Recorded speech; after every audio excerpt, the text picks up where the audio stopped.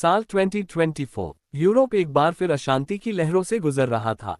रूस और यूक्रेन के बीच चल रही लड़ाई ने पूरे विश्व को दो धड़ों में बांट दिया था। इस संघर्ष का कारण पुराना था, सीमाओं, इतिहास और पहचान का। लेकिन इस बार की लड़ाई अलग थी, क्योंकि इसमें आम जनता की त्रासदी और उनके सपनों की तबाही साफ देखी जा सकती थी। यूक्रेन और रूस के बीच विवाद केवल राजनीतिक नहीं था, यह विवाद सांस्कृतिक, ऐतिहासिक और भावनात्मक स्तर पर गहरा था।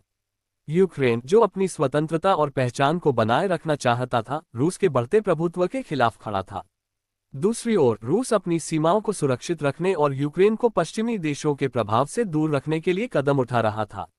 2014 में क्रीमिया के विलय के बाद से यह संघर्ष धीमे धीमे भड़कता रहा, लेकिन 2022 में यह पूर्ण युद्ध में बदल गया। 2024 तक ये संघर्ष एक ऐसी स्थिति में पहुंच गया था जहां केवल दर्द, बर्बादी और मौत ही दिखाई दे रही थी। यूक्रेन की राजधानी कीव, जो कभी अपनी सुंदरता और शांति के लिए जानी जाती थी, अब बमबारी और गोलियों की आवाज से गूंज रही थी। सड़कों पर बच्चे अपने परिवार से बिछड़ चुके थे, घर मलबे में बदल चुके थे और लोग शरण के लिए दर दर भटक रहे थे। एक छोटी लड़की, सोफिया, जो सिर्फ 9 साल की थी, अपनी मां को खोज रही थी। उसका घर एक हवाई हमले में तबाह हो चुका था और अब वह अपने छोटे भाई के साथ अकेली थी। हर जगह डर और सन्नाटा था, लेकिन सोफिया की आंखों में उम्मीद थी। दूसरी ओर, रूसी सेना का एक युवा सैनिक, सर्गेई, अपने अंदर एक भयंकर द्वंद्व से जूझ रहा था। वह एक साधारण किसान परिवार से था, जिसे अपने देश की रक्षा के लिए सेना में शामिल होना पड़ा था। लेकिन वह इस युद्ध का समर्थन नहीं करता था। उसे हर दिन निर्दोष लोगों की मौत और बर्बादी देखनी पड़ती थी, जो उसके दिल को तोड़ देती थी।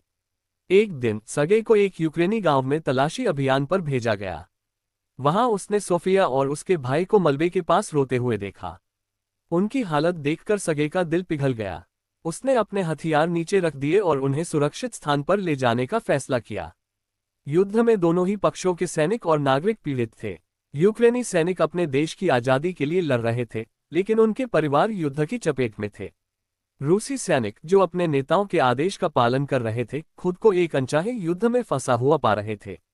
कीव के पास एक यूक्रेनी सैनिक, दिमित्रो, अपने परिवार को बचाने के लिए संघर्ष कर रहा था। वह जानता था कि युद्ध लंबा चलेगा और इसमें केवल नुकसान होगा। दिमित्रो की मुलाकात सर्गेई से हुई जब वह बच्चों को बचाने की कोशिश कर रहा था। दोनों एक दूसरे के दुश्मन थे, लेकिन उस समय मानवता ने उनके बीच की दुश्मनी को हरा दिया। दिमित्रो और सर्गेई ने मिलकर बच्चों को सुरक्षित स्थान पर पहुंचाया। इस दौरान उन्होंने महसूस किया कि दोनों देशों के बीच का ये संघर्ष केवल नेताओं की महत्वाकांक्षा का नतीजा था। आम लोग, चाहे वे किसी भी देश के हों, केवल शांति और अपने परिवार के साथ एक साधारण जीवन चाहते थे।